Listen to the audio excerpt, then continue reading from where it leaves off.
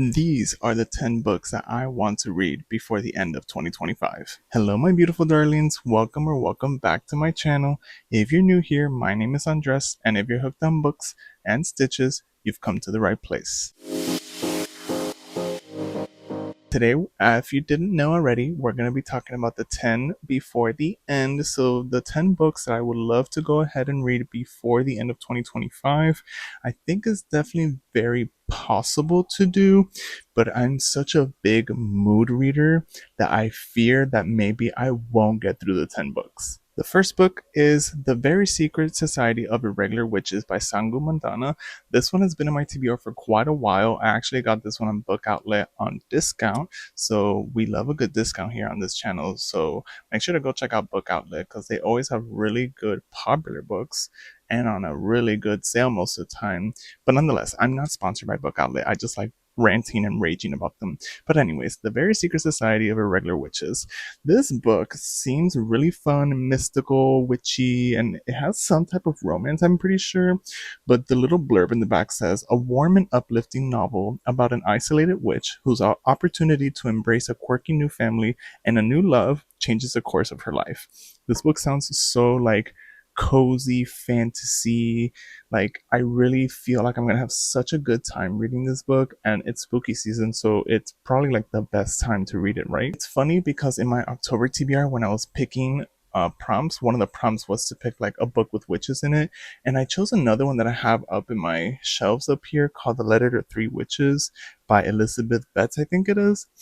But I completely forgot that I got this one too, and I was dying to read this one. I know it's a really much more popular one than the other one, so I may or may not have changed my October TBR to put this one instead of that one, but nonetheless. The second book that I would like to read is The Hacienda by Isabel Cañas. This one is supposed to be kind of like a literary horror type of novel, and the little blurb in the back says, in the aftermath of the Mexican War of Independence, a young woman is certain that her wealthy new husband and his remote estate will save her, but something sinister lurks within the hacienda's walls. So this one honestly sounds really, really good, just because also I'm currently listening to The Possession of Alba Diaz by Isabel Cañas through audio. Obviously through audio if I'm listening to it, duh. But anyways, yes, I'm listening to it and I'm thoroughly enjoying this book so much. Like, Isabel's storytelling is so good. Like, she really knows how to set up a scene. She knows how to really flesh out a story without too many extra details that are not needed in a story. And then I feel like she really knows how to do horror really well. I've been reading a lot of horror in the past like 4 weeks, I want to say, just because, spooky season. But this is the first book that I'm reading that I actually feel scared. Like, I don't think I would read this at nighttime, like right before bed, just because I feel like I would potentially be too afraid to go to sleep. So I'm really looking forward to reading more of Isabel Cañas because of The Possession of Abadias being so good so far. I'm currently 80% of the way through, but really it is feeling like a 5-star book still. So if that one turns out to be 5 stars, this one might be a 5-star too. The third book that I would like to read before the end of the year is Moonflow. Yeah, it's called Moonflow by Bitter Corella. This book, I really only gravitated towards it because of the cover. Like, I'm literally obsessed with that cover. You cannot tell me it's not gorgeous. And also, it's LGBT, so that makes it even better. And then it's actually blurbed by Eric LaRocca in the front. And I know that Eric LaRocca is a very well-renowned horror novelist as well, novelist author as well.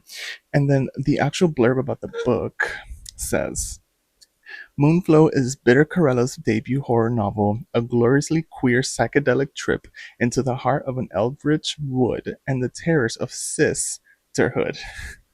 This one sounds so good. I actually want to read the whole synopsis for you guys, just because when I read it, I even got more convinced that I need to read this book ASAP, and I bought it. I see something out there in the woods. It does not have a face. They call it the King's Breakfast. One bite and you can understand the full scope of the universe. One bite and you could commune with forgotten gods beyond human comprehension. Sarah is a trans woman who makes her living growing mushrooms.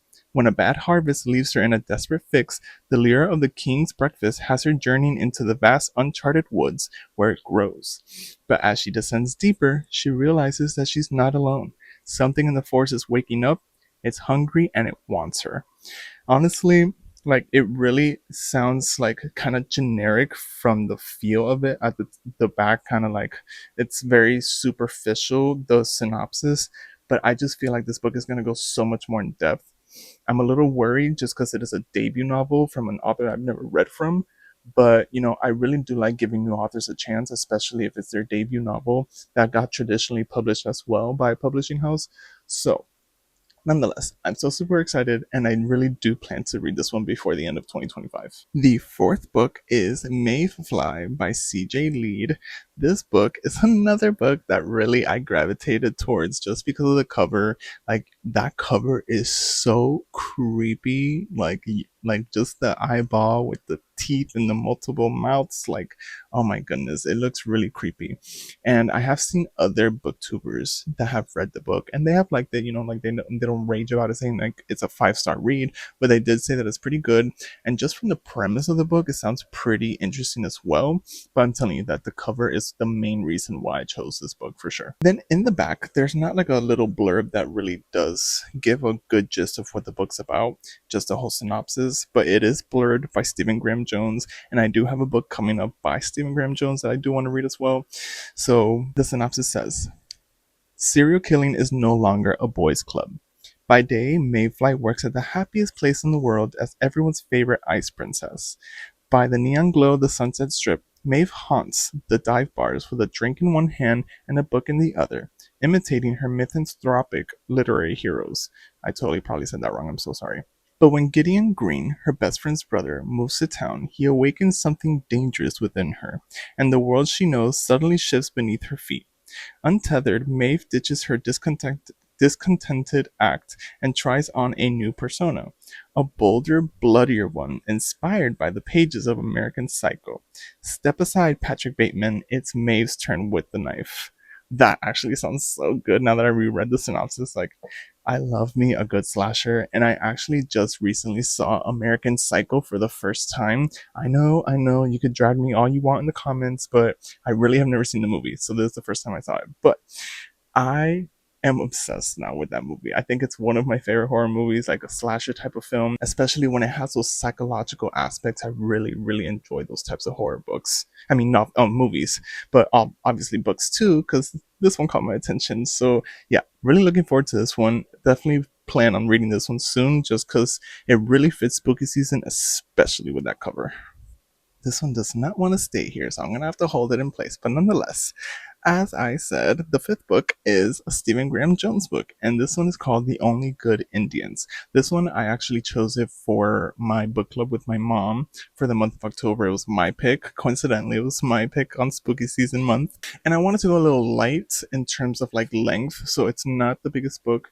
And I also wanted to do something horror, but something that might not be too scary, just in case my mom gets scared. Just because I know she likes horror, but I know that she has a threshold that she doesn't want to pass. So I'm hoping that this one does not pass that threshold for her. But nonetheless, let me go ahead and read you guys the back.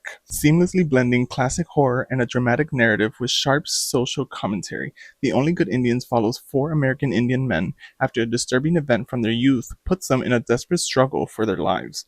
Tracked by an entity bent on revenge, these childhood friends are helpless as the culture and traditions they left behind catch up to them in a violent and vengeful way. Yeah, this one definitely sounds really, really good. This is actually going to be the next one I pick up for sure, just because it is October 22nd now that I'm filming this, and I still haven't read it for book club. So, and my mom's like almost done with it, I'm pretty sure. So, yeah, I'm definitely going to pick this one up next when I finish The Possession of Abba Diaz. And then, yeah, I will definitely read this one before the end. So, it's a guarantee. Oh my god, I don't think the camera is doing well with this cover just because this is a library book. So I'm so sorry that it looks that way. I'm not even going to hold it. I'm just going to go ahead and put a picture right here for you guys to go ahead and see. But this next book that I want to read is What Hunger by Catherine Dang. This one I actually just got from the library this past weekend. Yeah, this past weekend. What Hunger is a visceral, emotional journey through the bursts and pitfalls of female rage. Ronnie's Vietnamese lineage and her mother's emotional memory play a crucial role in this tender ode to generational trauma and mother-daughter bonding. So this book is definitely gonna go down the realm of cannibalism for sure. Like just by the cover, you could tell that it's gonna be like a cannibalistic story.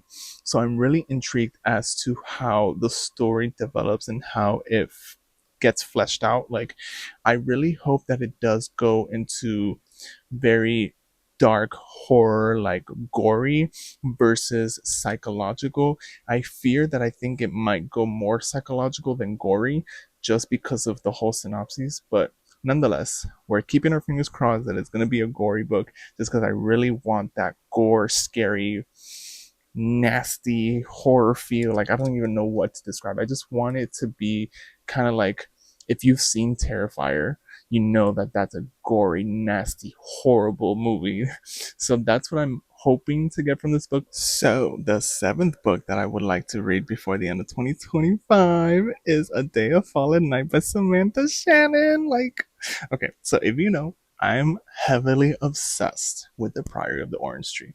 I don't think I've shut up about it since I finished reading it, which was like 2 months ago now.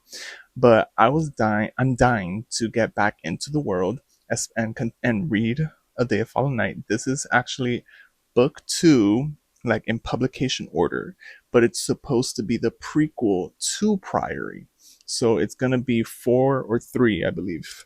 Yeah, I believe it's 3 different characters. I'm really, really excited to get back into this world. I did start it not too long ago, but there was another book that I had from the library that came through Libby, and I was like, fuck, I have to read this one first because it's coming from the library. So I had to put this on pause. But ever since I put it on pause, I've been thinking about it every day because I'm dying to get back into this world.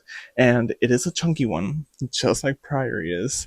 But yeah, I'm really, really excited to get to this one. I need to get to this one. I don't think that I'm going to give you guys kind of like a synopsis about it just in case, but definitely it's following the same world that Priory is based in. It's just following different characters and giving the prequel, like the events that happened before Priory that are very, very crucial. Like, it's a very crucial book, I'm pretty sure. So I'm super excited about this one, and I need to read it before the end of 2025. The 8th book is going to be Hazelthorn. That's a toughie for me because I have a lisp, but Hazelthorn by C.G. Drews.